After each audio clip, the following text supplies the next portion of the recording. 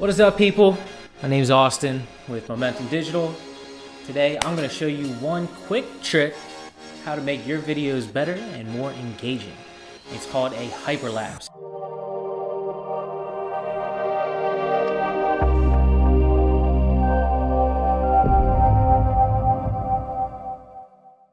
I know when I first saw it I was very intrigued. Turns out it's not that hard. It looks kind of like this.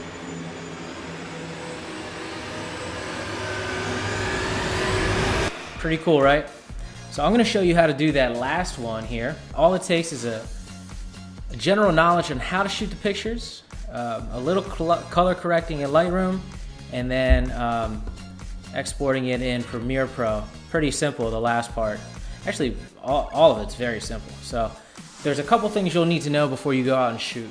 The idea is to take a picture, take one step further, take another picture, take another step, picture, another step, picture, and so on and so forth until you go about, I'd say a minimum of 48 steps. Remember, you're going to be exporting this in 24 frames per second, or at least you should be. So that means 24 frames at 1 second of footage. 24 frames is 1 second for every 24 steps that you take, because each step, each picture is going to be 1 frame. So the longer you want your hyperlapse to be, obviously the more steps you'll take. I know for this example that I'm going to show you, I took like 115 steps, which might be a little bit overkill, but I don't know. I was kind of in the mood to shoot a long hyperlapse, so we'll see how it goes. Anyway, let's hop into it. All right, so you've got your photos loaded into Lightroom. We're just going to do some basic color corrections here. I like what we got going on. I might just boost the clarity and a little bit of vibrance, and throw a little S curve in here. All the kids like to do. That's a little too dark. There we go. Give it a little tail. I like the tail, gives it a little faded look.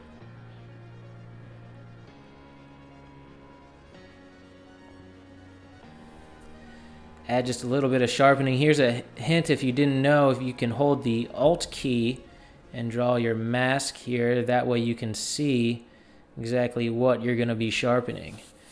So I'm going to sharpen that up just a little bit. I like to click on these as well. Not a huge deal. So I'm going to go down here all the way to the end and click my last one, hold Shift, and sync all those. All right, so once they have all synced, we'll keep them highlighted. Go up here to File, Export. I'm going to choose the Philly folder, hyperlapses, leave all back, edited, keep them nice and orderly. Custom name, okay, we'll go City Hall Broad Street. Sequential. So let's keep that, let's go 920 by 1080.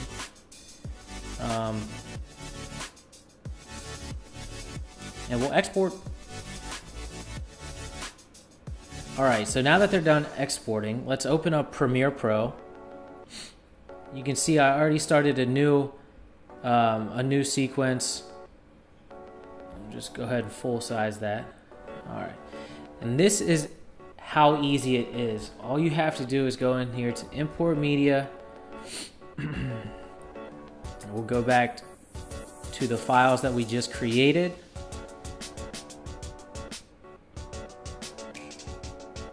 Go down here to Options, select the first one, go down here to Options, and tag Image Sequence.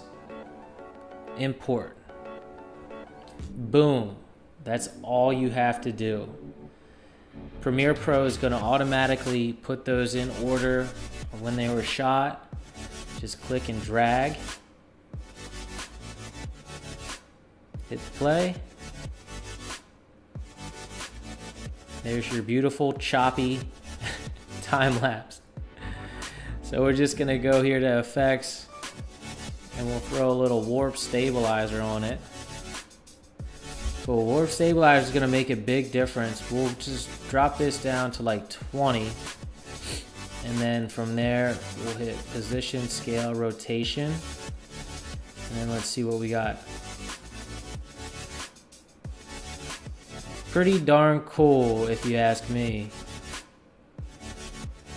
So there you have it, guys. Like I said, very easy.